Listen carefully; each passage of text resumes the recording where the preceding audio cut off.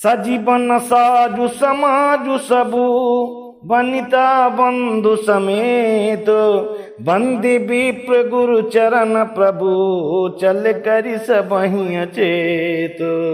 निकषि वशिष्ठ द्वार बैठाड़े देखे लोग विरह दौदाड़े।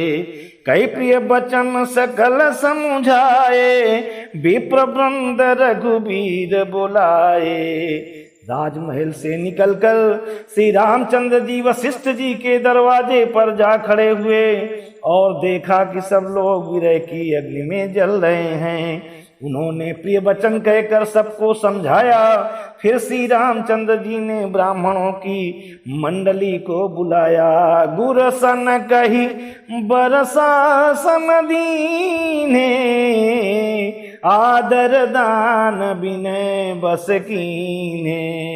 जाचक दान मान संतोषे मीत पुनीत प्रेम परितोषे। गुरुजी से कहकर उन सबको वर्ष भर का भोजन दिए और आदर दान तथा विनय से उन्हें बस में कर लिया। फिर याचकों को दान और मान देकर संतुष्ट किया तथा मित्रों को पवित्र प्रेम से प्रसन्न किया। दासी दास बोलाई बहोरी गुरहि सौंपी बोले कर जोरी। सब कै सार संभार गोसाई कर जनक जननी की नाई। फिर दास दासियों को बुलाकर उन्हें गुरु जी को सौंपकर हाथ जोड़कर बोले, हे गुसाई इन सब की माता पिता के समान सार संभार करते रहिएगा। 12 बार जोरी जुग पानी कहत राम सब सन मृदुबानी। सोई सब भांति मोर हितकारी जही ते रहें भुआल सुखारी। श्री रामचंद्र जी बार बार दोनों हाथ जोड़कर सबसे कोमल वाणी कहते हैं कि मेरा सब प्रकार से हितकारी मित्र वही होगा जिसकी चेष्टा से महाराज सुखी रहें। मातु सकल मोरे बिरह जेहि न हो ही दुख दीन। सोई उपाऊ तुम करहु सब पुरजन परम प्रवीण। हे परम चतुरपुरवासी सज्जनों, आप लोग सब वही उपाय करिएगा जिससे मेरी सब माताएं मेरे विरह के दुख से दुखी न हो। यही विधि रामो सब ही समुझावा गुरुपद पदुम हरसि सिरुनावा। गणपति गौरी गिरीशु मनाई चले असीस पाई रघुराई। इस प्रकार श्री राम जी ने सबको समझाया और हर्षित होकर गुरु जी के चरण कमलों में सिर नवाया। फिर गणेश जी, पार्वती जी और कैलाशपति महादेव जी को मनाकर तथा आशीर्वाद पाकर श्री रघुनाथ जी चले। राम चलत यति भयउ विषादु सुनि न जाई पुर आरत नादु। कुश गुण लंक अवधि अति शोकु हरस विषाद विबस सुर लोकु।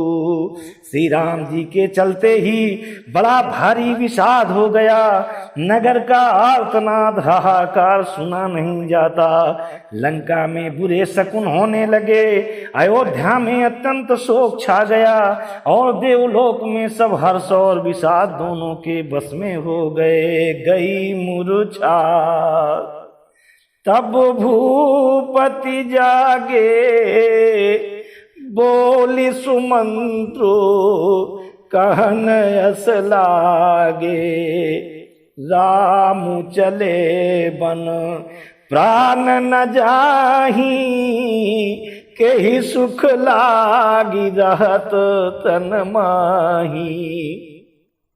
मूर्छा दूर हुई तब राजा जागे और सुमंत्र को बुलाकर ऐसा कहने लगे, श्री राम को चले गए पर मेरे प्राण नहीं जा रहे हैं, न जाने ये किस सुख के लिए शरीर में टिक रहे हैं। यही ते कमन व्यथा बलवाना, जो दुख पाई तजहि तनु प्राणा।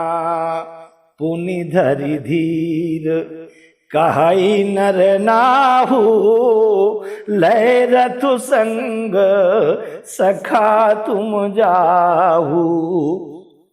इससे अधिक बलवती और कौन सी व्यथा होगी, जिस दुख को पाकर प्राण शरीर को छोड़ेंगे।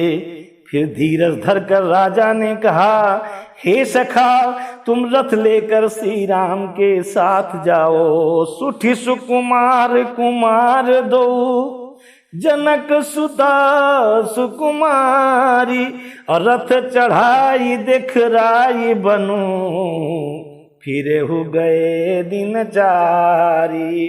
अत्यंत सुकुमार दोनों कुमारों को और सुकुमारी जानकी को रथ में चढ़ाकर बन दिखलाकर 4 दिन के बाद लौटाना। जो नहीं फिरही धीरे दो भाई, सत्य संध दृढ़ व्रत रघुराई। तो तुम विनय करेहु कर जोरी, फेरिए प्रभु मिथिलेश किशोरी। यदि धैर्यवान दोनों भाई न लौटे, क्योंकि श्री रघुनाथ जी प्रण के सच्चे और दृढ़ता से नियम का पालन करने वाले हैं, तो तुम हाथ जोड़कर विनती करना कि हे प्रभु जनक कुमारी सीता जी को तो लौटा दीजिए। जब सिंह कानन देखी डराई, कहे वो मोरी सिख अवसर पाई। सासु ससुर यस कहे वो संदेशु, पुत्री फिरिय बन बहुत कलेसु। जब सीता बन को देखकर डरे, तब मौका पाकर मेरी ये सीख उनसे कहना कि तुम्हारे सास और ससुर ने ऐसा संदेश कहा है कि हे पुत्री तुम लौट चलो, वन में बहुत क्लेश है। पितु गृह कबहू ससुरारी, रहे वो जहाँ रुचि खोई तुम्हारी। यही विधि करेहु उपाय कदम्बा, फिर ही तो होई प्राण अवलंबा। कभी पिता के घर कभी ससुराल, जहाँ तुम्हारी इच्छा हो वहीं रहना। इस प्रकार तुम बहुत से उपाय करना। यदि सीता जी लौट आई तो मेरे प्राणों को सहारा हो जाएगा, नाही त मोर मरण परिणामा। कछु न बसाई भय विधि वामा, अस कही मुरुचि परा महिराऊ।